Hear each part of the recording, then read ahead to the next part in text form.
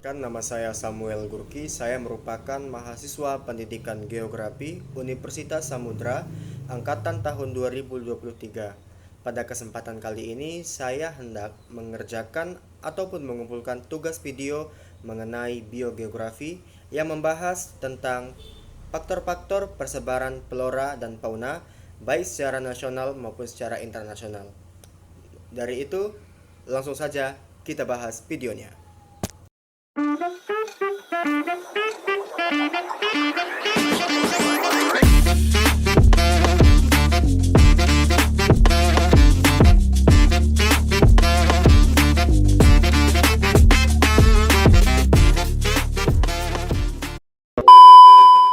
Sebentar. Karena ini bukan channel YouTube Samuel Sembiring Vlog, jadi aku saranin buat teman-teman agar subscribe channel YouTube yang di bawah ini ya, untuk membangun YouTube saya agar semakin baik lagi dan juga tidak ketinggalan info-info menarik selanjutnya yang hanya kalian dapatkan pada Samuel Sembiring Vlog. Oke?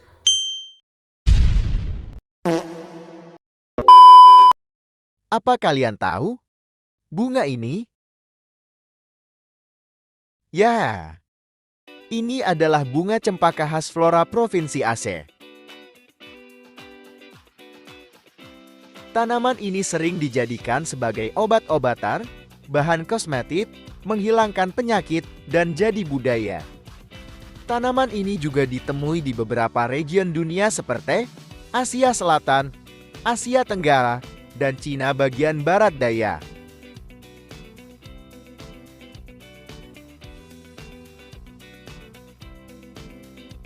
Mempengaruhi pertumbuhan persebaran. Pola dari flora bunga cempaka ini adalah ada dua tipe. Yang pertama itu dipengaruhi oleh iklim, yang kedua itu dipengaruhi oleh struktur tanah. Nah, bagaimanakah pola persebarannya? Apa sih faktor-faktor yang membuat? Nah, yang pertama itu adanya faktor dari keseimbangan antara kedua belah iklim. Nah, di mana iklim panas dan juga iklim hujan itu dapat bersatu sehingga dapat membentuk yang namanya keseimbangan pertumbuhan di antara bunga cempaka tersebut. Nah, di mana negara pada wilayah Asia Selatan dan juga negara pada wilayah Asia Tenggara itu memiliki hanya dua iklim saja teman-teman, yaitu iklim penghujan dan juga iklim panas.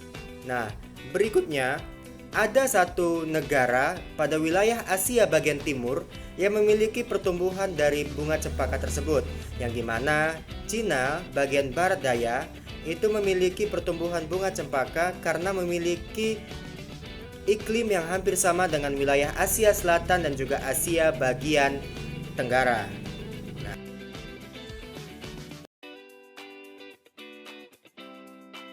peran dari setiap faktor tersebut sehingga mampu untuk menumbuhkan flora bunga cempaka tersebut.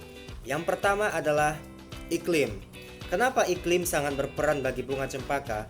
Karena iklim berpengaruh sekali terhadap pertumbuhan bunga cempaka ini, di mana keseimbangan dari panas dan juga hujan itu mempengaruhi setiap kebutuhan dari bunga cempaka ini, di mana intensitas cahaya dari matahari dan juga intensitas air dari hujan yang diproses melalui kelembapan dan juga suhu udara tersebut mampu untuk memunculkan dan juga meningkatkan pertumbuhan bunga cempaka dengan baik. Nah, di mana berfotosintesis melalui intensitas cahaya matahari ini juga dapat mempengaruhi pertumbuhan bunga cempaka tersebut. Yang kedua ada struktur tanah. Struktur tanah ini juga berperan sekali untuk pertumbuhan bunga cempaka karena struktur tanah ini cenderung subur. Karena wilayah Asia Selatan, wilayah Asia bagian Tenggara ini memiliki tanah yang cukup subur ya teman-teman. Karena apa? Karena wilayah tersebut merupakan wilayah yang hanya memiliki dua iklim saja, yang dimana wilayah tersebut tidak memiliki wilayah tanah yang tidak memiliki keseimbangan. Contohnya, bunga cempaka tidak dapat tumbuh di daerah gurun. Bunga cempaka juga tidak dapat tumbuh di bagian dunia yang memiliki struktur es ataupun wilayah es atau wilayah dingin ya.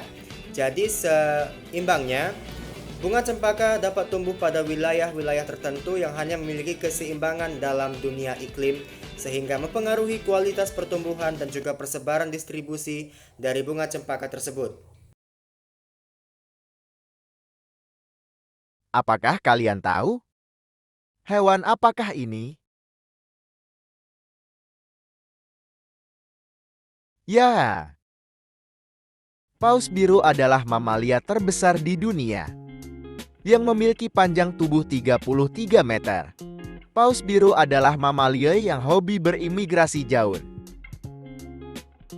Faktor-faktor persebaran paus biru. Pertama, faktor yang pertama adalah pengaruh kedalaman laut. Paus biru merupakan mamalia laut terbesar di dunia, yang dimana paus biru ini memiliki panjang 33 meter ataupun lebih.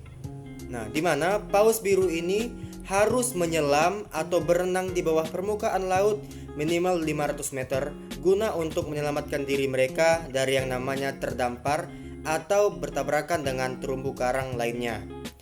Faktor-faktor selanjutnya adalah pengaruh suhu air, di mana paus biru ini hobi ataupun mampu bertahan di kedua suhu pada kedalaman air laut, seperti suhu dingin ataupun suhu panas. Namun, seperti yang kita tahu teman-teman, paus biru tidak pernah melakukan proses imigrasi ke daerah ataupun ke samudra Arktik.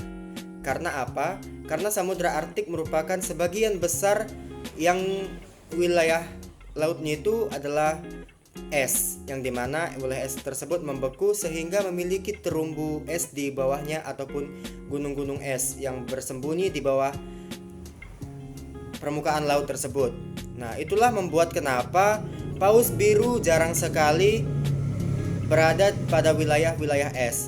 Mereka lebih sering berimigrasi ke wilayah yang panas untuk mencari makanan ataupun ke wilayah yang dingin untuk melakukan proses perkawinan.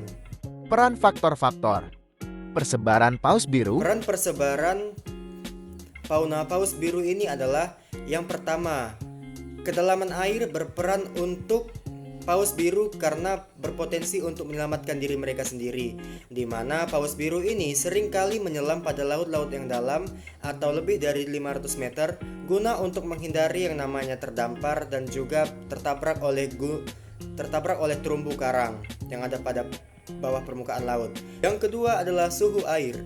Suhu air juga berpotensi untuk melakukan perannya untuk membantu proses imigrasi paus biru, yang dimana suhu air ini mampu untuk melakukan adaptasi terhadap paus biru tersebut, di mana suhu panas pada air mampu untuk meningkatkan mereka untuk mencari makan, karena pada suhu panas tersebut para ikan akan mudah dicari dan juga proses keberlangsungan hidup mereka juga sangat membantu bagi paus biru tersebut. Pada suhu dingin, paus biru ini dapat melakukan sebuah perkawinan atau proses yang namanya reproduksi, karena suhu dingin juga membantu mereka untuk berperan dalam paus biru tersebut.